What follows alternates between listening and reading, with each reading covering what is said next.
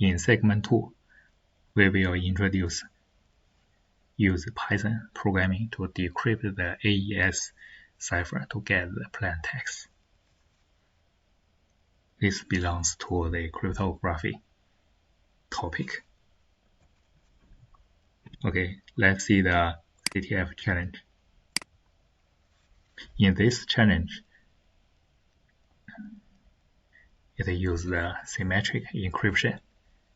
Symmetric encryption means you use the same key for both data encryption and cipher decryption. The advanced encryption standard is a symmetric block cipher. It has a fixed data block size of 16 bytes, and the encryption key can be 128, 192, or 256 bits long.